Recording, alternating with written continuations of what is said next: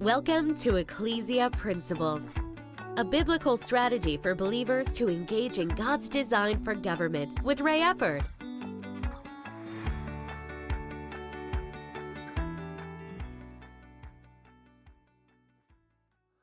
Hello, glad you could join us again today. This week, we're going to talk about some of the spiritual dynamics of government. Now, our text for this is going to be in Daniel chapter 10, and we're going to look at some other passages as well.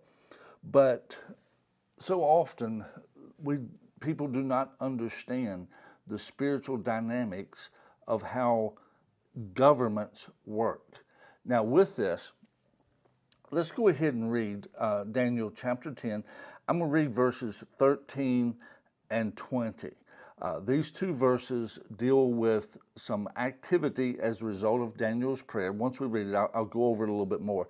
But this week we're going to talk about what this teaches us and some other passages that identify some truths that we need desperately to understand. In Daniel 10:13, the angel Gabriel had appeared to Daniel as a result of his prayer, and he came to make him understand some things and show him some things. But Gabriel says in verse 13, "But the prince of the kingdom of Persia withstood me 21 days.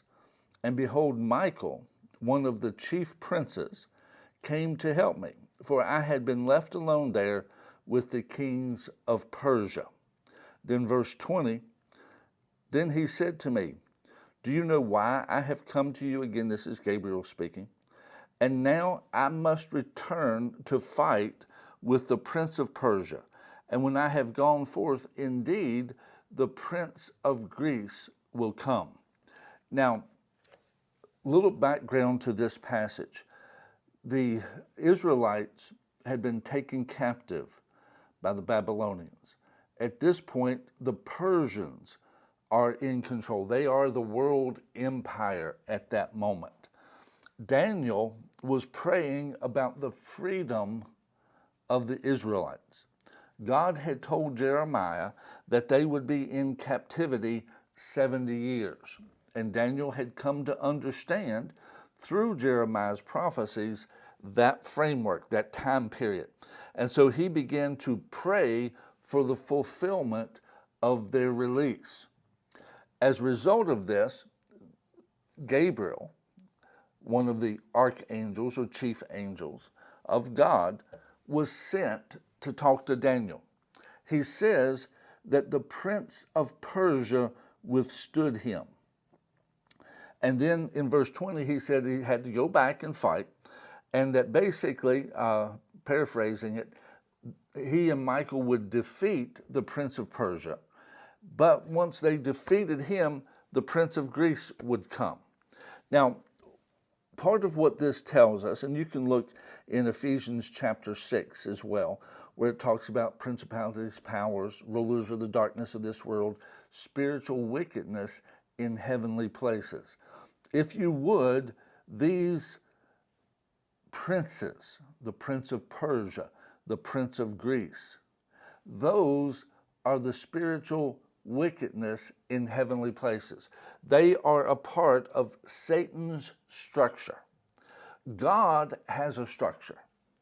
God has, maybe we'll get into it, but God, when he divided the nations at the Tower of Babel, in the book of Deuteronomy, it talks about that he did so according to the Ben Elohim. Now, King James calls it the children of Jacob. But when you look at the Greek, it's really referring to the angels. And with that, matter of fact, a lot of translations, if they have a center reference, will speak to that there. That God, at that point, established a structure on the earth, set an angel over every nation, and then there are those under them. There is a hierarchy, even on God's side. Satan is an imitator. He's a perverter. And so he took the system God had and he's perverted it. So if you would, as a matter of fact, Daniel 12, Gabriel calls Michael the Prince of Israel. In other words, Michael is assigned to protect Israel. That is his, and that's his nation. And if you would, again, all nations have that. But we have a dual structure between God and the devil with their hierarchy. There is a spiritual kingdom over every nation. It begins at the top, if you would, with spiritual wickedness in heavenly places.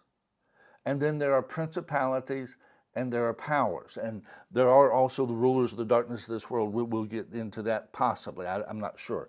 But we need to understand this dynamic. And we'll talk more about this because ultimately, God and the devil both work through human governments.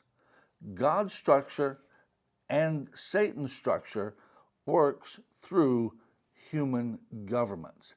Human governments are the focus of their work. Stay with us and join us again tomorrow.